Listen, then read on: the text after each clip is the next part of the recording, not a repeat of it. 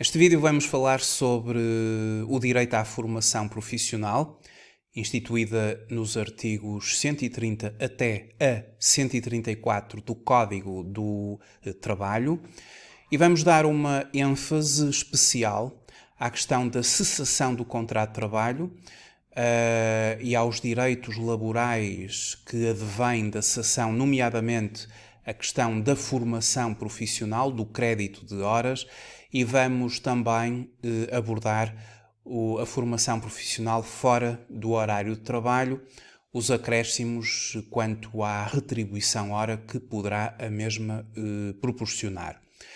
Trata-se de uma matéria que é desenvolvida no curso prático de processamento de salários, IRS, Segurança Social, com informática aplicada, no mini-MBA em Gestão Administrativa dos Recursos Humanos e especialmente no curso prático de Direito do Trabalho.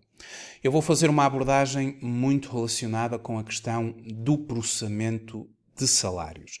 Vamos então recorrer aqui a um dos manuais de formação da Certform, o direito do trabalhador à formação profissional, os artigos 130 a 134 do Código de Trabalho são a base legal. A formação profissional, nos termos do artigo 130 do Código do Trabalho, a formação profissional assenta no dever do empregador assegurar ao trabalhador o direito individual à formação, mas também no dever de o trabalhador em participar de modo diligente nas ações de formação que lhe forem proporcionadas. A matéria da formação contínua foi uma das alterações promovidas ao Código do Trabalho pela Lei 93/2019 de 4 de setembro, tendo sido aumentado o número mínimo anual de horas de formação de 35 para 40 horas. Atualmente, os trabalhadores têm direito a 40 horas de formação profissional anuais. E o Código de Trabalho prevê que a violação do direito às 40 horas anuais de formação profissional pode constituir numa contraordenação grave. O empregador deve assegurar em cada ano formação contínua a pelo menos 10% dos trabalhadores da empresa. O objetivo da formação contínua é promover o desenvolvimento e a adequação da qualificação do trabalhador, tendo em vista melhorar a sua empregabilidade e aumentar a produtividade e a competitividade da empresa. Este dever de formação profissional do empregador concretiza-se no dever de formação contínua. O trabalhador tem direito, em cada ano, a um número mínimo de 40 horas de formação contínua, ou, sendo contratado a termo por período igual ou superior a 3 meses, a um número mínimo de horas proporcional à duração desse mesmo contrato. No que diz respeito à formação contínua individual, existe uniformização das regras relativas ao contrato de trabalho a termo e aos contratos de trabalho a termo indeterminado, nos casos em que sejam contratados trabalhadores a termo por período igual ou superior a 3 meses. Deste modo, não obstante o tipo de contrato, o trabalhador tem direito a um mínimo anual de 40 horas de formação contínua, sendo que, no caso de trabalhadores contratados a termo, o número mínimo de horas de formação profissional terá que ser proporcional à duração do contrato nesse mesmo ano. A formação pode ser desenvolvida pelo próprio empregador, por entidade formadora certificada para o efeito, ou por estabelecimento de ensino reconhecido pelo Ministério competente, e dá lugar à emissão de certificado e a registro na caderneta individual de competências nos termos do regime jurídico do Sistema Nacional de Qualificações. Ora, Nos termos do artigo 132 do Código do Trabalho, e já vamos começar agora a falar da questão do crédito de horas, as horas de formação previstas no número 2 do artigo 131, que não sejam asseguradas pelo empregador até ao termo dos 2 anos posteriores ao seu vencimento, transformam-se em crédito de horas em igual número para formação por iniciativa do trabalhador. E o crédito de horas para formação é referido ao período normal de trabalho, ou seja, confere direito à retribuição e conta como tempo efetivo de serviço. O trabalhador pode utilizar o crédito de horas para frequência de ações de formação mediante comunicação ao empregador com uma antecedência mínima de 10 dias. O crédito de horas para formação que não seja utilizado cessa passado 3 anos sobre a sua constituição. Portanto, é algo que o trabalhador deve ter em conta, que se deixar passar 3 anos, cessa este mesmo crédito. Quando cessa o contrato de trabalho, o trabalhador tem direito a receber a retribuição correspondente ao número mínimo anual de horas de formação que não lhe tenha sido proporcionado ou ao crédito de horas para formação de que seja titular à data da cessão, conforme o artigo 134 do Código de Trabalho. Vamos então insistir um pouco aqui nesta questão da cessação do contrato de trabalho, porque é uma questão importante e que tem influência, efetivamente, no processamento de salários, pelas razões que eu já vou referir. Cessando o contrato de trabalho, independentemente da modalidade da cessação, independentemente de ser por iniciativa do trabalhador ou de ser por iniciativa da sua entidade patronal e independentemente da modalidade da cessação, o trabalhador tem direito a receber a retribuição correspondente ao número mínimo anual de horas de formação que não lhe tenha sido proporcionado, ou então ao crédito de horas de formação de que seja titular à data da cessação. E são os últimos 3 anos. Os últimos 3 anos. Por exemplo, se um trabalhador está na empresa há 7 anos, nunca teve formação profissional e cessa agora o contrato de trabalho, o direito que ele tem a reclamar é dos últimos 3 anos, porque, passado 3 anos, cessa esse mesmo direito, como acabamos de explicar anteriormente. Então vamos dar um exemplo para ver como é que são feitos os cálculos. Um trabalhador ofere a retribuição base de 1.300 euros mensal, com um período normal de trabalho semanal de 40 horas. E nos últimos 3 anos não lhe foi proporcionada formação profissional pelo seu empregador. Também, já vimos, só pode reclamar os últimos 3 anos. Considerando a cessação do contrato de trabalho por iniciativa do trabalhador, quais são os créditos laborais a que este tem direito? Bom, independentemente da modalidade de cessação do contrato de trabalho, o trabalhador terá direito aos seguintes créditos laborais. Cessa o contrato de trabalho, ele tem direito à retribuição das férias e o respectivo subsídio de férias correspondentes a férias vencidas e não gozadas. Adquire o direito no dia 1 de janeiro do ano em questão e, portanto, adquiriu esse direito. Cessa o contrato de trabalho num qualquer dia do ano, não tendo ainda gozado as férias, tem direito à retribuição das férias e ao subsídio de férias. Tem também direito à retribuição das férias proporcional ao tempo de serviço prestado no ano da cessação, ao proporcional do subsídio de férias e ao subsídio natal proporcional ao tempo prestado no ano civil da cessação do contrato de trabalho. E para além disto, Vamos então agora falar sobre a questão da formação profissional. E considerando que esta empresa não concedeu formação ao trabalhador, e aqui eu digo os últimos 3 anos porque seriam aqueles que contariam,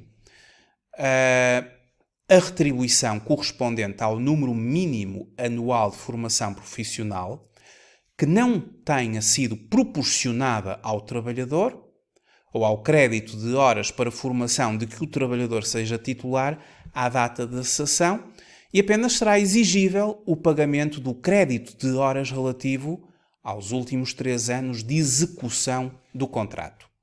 Vamos então fazer aqui as contas. Eu sei que este trabalhador tem um vencimento, uma retribuição base de 1.300 euros. Eu vou ter que começar por converter este valor na retribuição hora. Uma pessoa que ganha 1.300 euros por mês, qual é o seu valor à hora?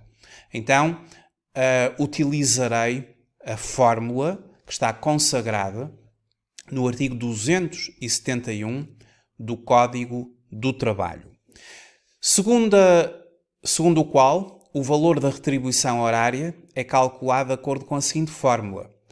É a retribuição mensal vezes 12, aqui são 12 meses, a dividir por 52, as 52 semanas do ano, vezes o número de horas do período normal de trabalho semanal, que no caso concreto deste trabalhador são 40 horas.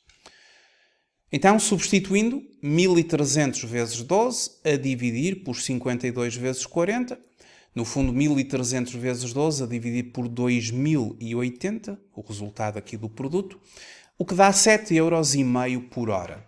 Um trabalhador com uma retribuição mensal de 1.300 euros, isto corresponde a 7,5 euros por cada hora de trabalho. O trabalhador apenas terá direito aos últimos 3 anos de horas de formação não concedida, sendo que cada ano vence 40 horas. Eu, neste exercício, estou a considerar as 40 horas. Não obstante, até outubro de 2019 eram consideradas 35 horas anuais. A partir dessa data, 40 horas passou a 40 horas. Eu vou considerar aqui 40 horas vezes 3 anos vezes 7,5 igual a 900 euros. Portanto, o trabalhador teria 900 euros pelo facto da entidade não lhe ter concedido a formação profissional, nenhuma hora de formação profissional, nos últimos 3 anos. Se tivesse concedido algumas horas, seriam apenas as que restariam, as que não teriam sido concedidas. Aqui não foi concedida absolutamente nenhuma. E, portanto, o número de horas anual do direito, vezes 3 anos, o limite que pode reclamar, o que dá os 900 euros. E, portanto, este valor é um direito do trabalhador, dos direitos consagrados a quando da cessação do contrato de trabalho, mais aqueles que eu tinha explicado. Isto, obviamente, considerando que, independentemente de o trabalhador ter cessado por sua própria iniciativa ou por iniciativa da entidade patronal, independentemente da modalidade da cessação, estes são direitos a que o trabalhador efetivamente terá a receber. Outra questão importante no âmbito da formação profissional tem a ver com o horário da formação. A formação, ela deve ser feita dentro daquilo que é o horário normal de trabalho e, portanto, o trabalhador recebe naturalmente o seu dia de trabalho, apesar de estar em formação, mas a formação pode ser feita fora do horário de trabalho. E quando fora do horário de trabalho, temos de ter em consideração aquilo que eu agora vou explicar e que também está instituído no Código do Trabalho, na base legal que eu referencio à medida que explico. Então temos o seguinte: a formação deverá ser frequentada no horário de trabalho, todavia poderá a mesma ser frequentada fora do horário de trabalho e mesmo em dia de descanso. No caso de a formação ser frequentada fora do horário de trabalho, o trabalhador tem direito a ser compensado pelas horas despendidas em formação, de acordo com as seguintes regras. Então vamos lá ver como é que isto funciona.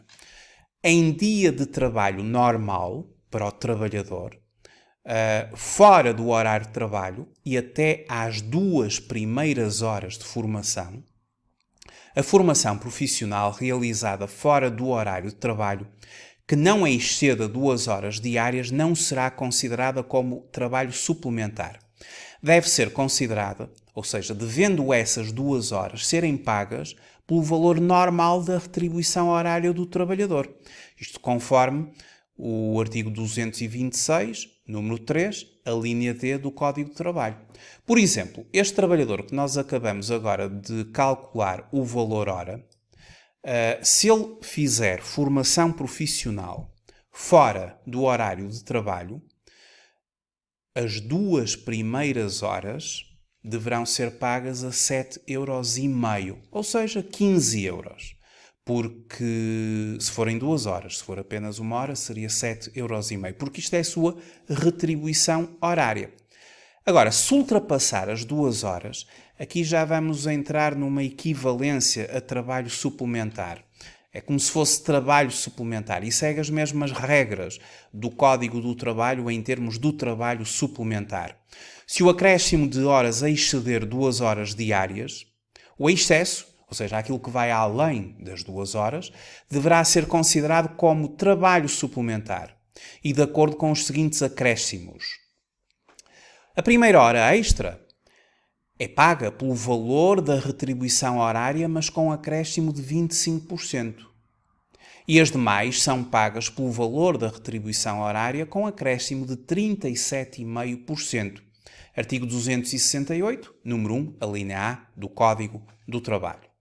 Eu já vou exemplificar como é que se fazem estas contas. Isto tem consequências, obviamente, no processamento de salários. Em dia de descanso semanal, devem ser pagas pelo valor da retribuição horária com acréscimo de 50%. Isto é o regime normal do trabalho suplementar. Um trabalhador que faça trabalho suplementar em dia normal de trabalho, a primeira hora tem um acréscimo de 25%, a segunda 37,5%, hora subsequente à primeira. Se for em dia de descanso semanal complementar ou obrigatório, há o direito a um acréscimo de 50%. Isto por cada hora ou fração. Conforme o artigo 268, número 1, a linha B do Código do Trabalho. Acresce que o número 4 do artigo 229 do Código de Trabalho, que o trabalhador que presta trabalho em dia de descanso semanal obrigatório tem direito a um dia de descanso compensatório remunerado, a gozar nos 3 dias úteis seguintes. E o descanso compensatório é marcado por acordo entre o trabalhador e o empregador ou, na sua falta, pelo empregador. Instituído no 229, número 5 do Código do Trabalho. Vamos então aqui dar um exemplo. Vamos imaginar um trabalhador que tem uma remuneração de 990 € mensais. E o seu horário de trabalho é entre as 9 e as 18. O período normal de trabalho semanal são 40 horas. E vai fazer uma ação de formação das 18 às 22, ou seja, são 4 horas em acréscimo ao horário de trabalho. Então vamos ver como é que a nível de processamento de salários iríamos considerar aqui estas 4 horas, de acordo com as regras que anteriormente estivemos a ver consoante a base legal do Código do Trabalho. Bom, o valor da retribuição horária é calculado de acordo com a fórmula já nossa conhecida. A remuneração mensal vezes 12, 990 vezes 12, a dividir por 52 semanas por ano, vezes 40 o período normal de trabalho semanal deste trabalhador. O que dá 5,71 € por hora. Portanto, um trabalhador com 40 horas semanais de trabalho com um valor de 990 € por mês Isto traduz-se em 5,71 € a hora. Então vamos ver como é que estas 4 horas deverão ser processadas em termos do processamento de salários. A primeira e a segunda horas são pagas como trabalho normal, ou seja, não tem qualquer acréscimo. São 2 horas vezes 5,71 €, o que dá 11,42 €. Já a terceira hora e a quarta hora entra já no domínio do trabalho suplementar e vai ter direito ao acréscimo instituído. A terceira hora já é considerada trabalho suplementar e será paga pelo valor da retribuição horária com acréscimo de 25%.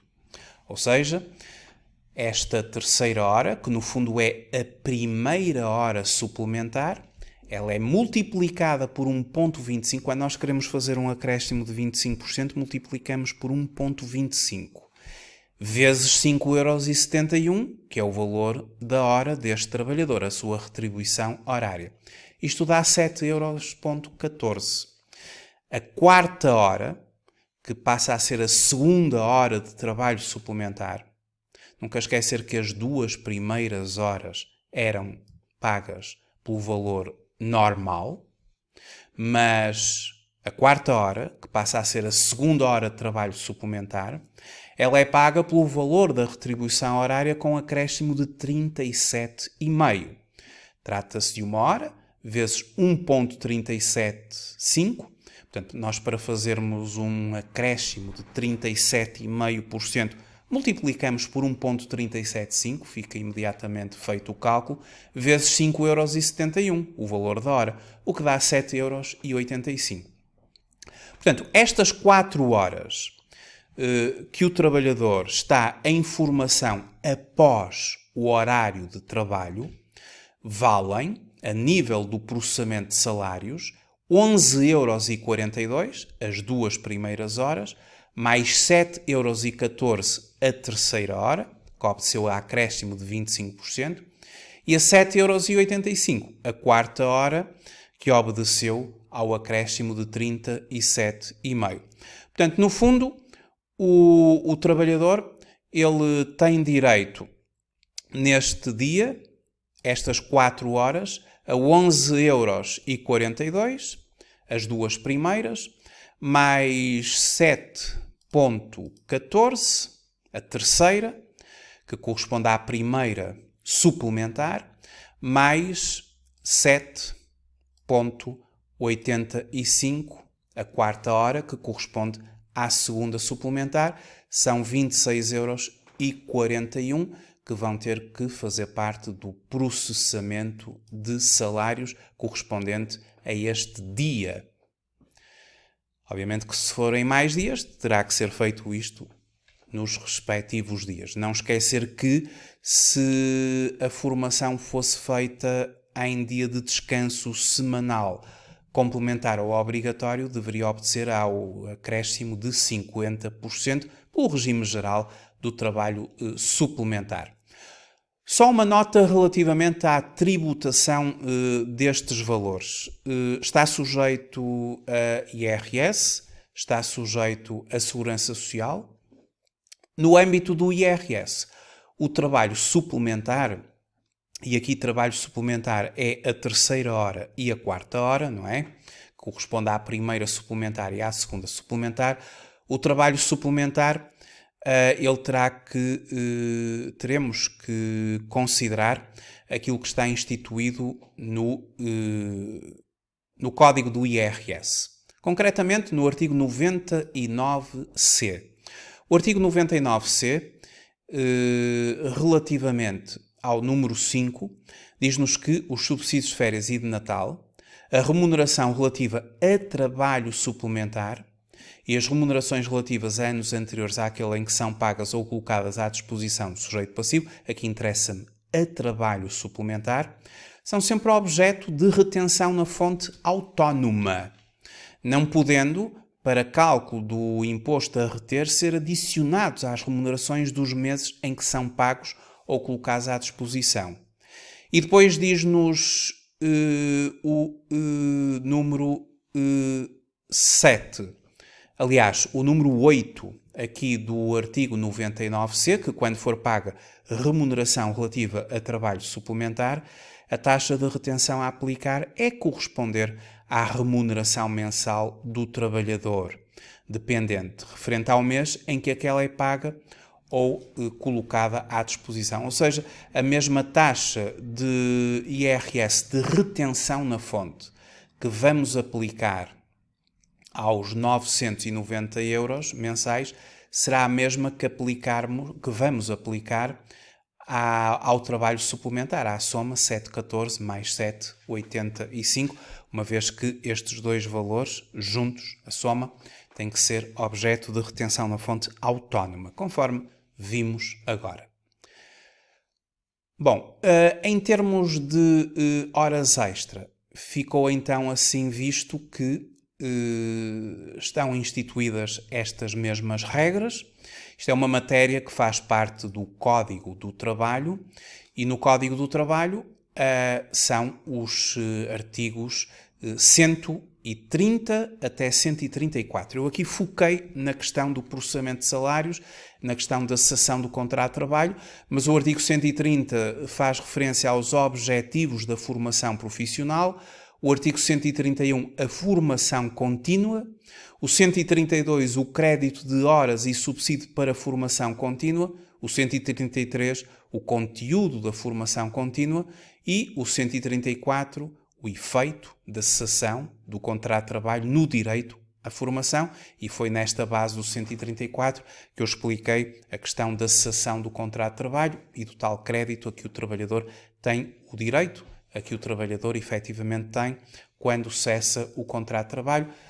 Se não foi dada formação profissional, ele tem direito aos últimos 3 anos. Só pode reclamar esse direito porque, efetivamente, tudo o que está para trás, efetivamente, se não foi concedida formação profissional, já foi perdido, porque só poderemos reclamar os últimos 3 anos.